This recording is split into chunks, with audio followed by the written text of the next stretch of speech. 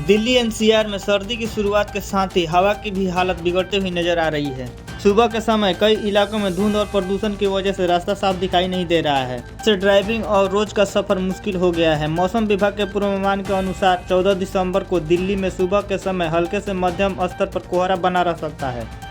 उत्तर प्रदेश में मौसम फिलहाल सूखा रहने वाला है, लेकिन कोहरा लोगों को परेशानी बढ़ा सकता है। पश्चिमी यूपी के तराई इलाकों में कुछ जगहों पर घना से बहुत ज्यादा घना कोहरा छाने की संभावना है। राज्य के पूर्वी हिस्सों में भी सुबह के वक्त धुंध की चादर देखने को मिल सकती है। मौसम विभाग ने पहले ही 16 दिसंबर तक कोहरा का अलर्ट जारी किया है। बिहार में तेज पछुआ हवाओं ने ठंड को और ज्यादा तीखा बना दिया है। मौसम विभाग के मुताबिक अगले 2-3 दिनों तक तापमान में किसी बड़े बदलाव के संकेत नहीं है। राज्य के अधिकतर जिलों में सुबह और शाम के वक्त हल्का मध्यम कोहरा छाया रह सकता है, जिससे ठंड का एहसास और गहरा हो जाएगा।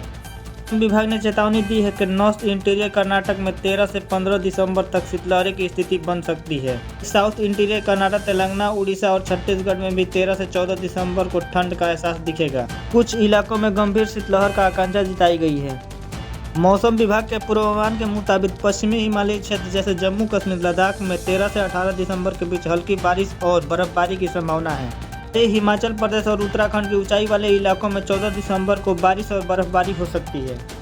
भारत सरकार की नीतियां खेती को ज्यादा टिकाऊ, लाभकारी और आधुनिक बनाने की दिशा में बढ़ रही है। योजनाओं का लाभ सही तरीके से किसानों तक पहुंचे तो कृषि क्षेत्र देश की अर्थव्यवस्था की मजबूती रीढ़ बन सकती है। भारत के कृषि क्षेत्र से जुड़ी ताजा सरकारी रिपोर्ट के मुताबिक देश की खेती लगातार मजबूती की ओर बढ़ रही है।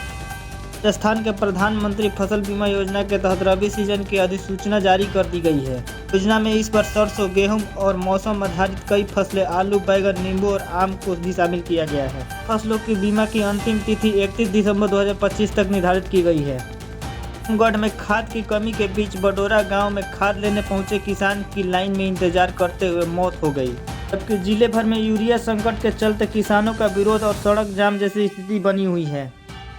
बॉर्डर 2 का नया पोस्टर जारी किया गया है, जिसमें सनी देओल, वरुण धवन, दिलजीत दोसांझ और आहान शेट्टी दमदार लुक में नजर आ रहे हैं। वहीं इसकी टीजर की रिलीज डेट भी अनाउंस कर दी गई है। फिल्म की कहानी 1971 के भारत-पाकिस्तान युद्ध पर आधारित है। फिल्म 23 जनवरी को सिनेमाघर में रिलीज होगी। रणवीर सिंह की फिल्म धुरंधर को कई लोग सोशल मीडिया पर प्रोपेगेंडा फिल्म बता रहे हैं। इसके बारे में फिल्म के कास्टिंग डायरेक्टर मुकेश छाबड़ा ने बात की है। उन्होंने कहा है कि सिनेमा को सिनेमा की तरह ही देखते हैं।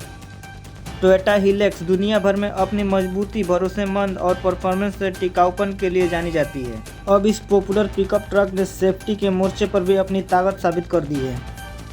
ये ग्राहकों के बीच कॉम्पैक्ट एसयूवी सेगमेंट की डिमांड हमेशा से ही रही है। अगर बीते महीने यानी नवंबर 2025 में हुई इस सेगमेंट की बिक्री की बात करें तो टाटा नेक्सन ने इसमें टॉप पोजीशन हासिल कर लिया है। दरअसल IDVI में सरकार और LIC अपनी हिस्सेदारी बेचने जा रही है। खरीदारों की लिस्ट में सबसे ऊपर कनाडा की कंपनी फेयरफैक्स फाइनेंशियल सबसे आगे है। कोटक महिंद्रा ने भी इस बैंक को खरीदने के लिए बोली लगाई है।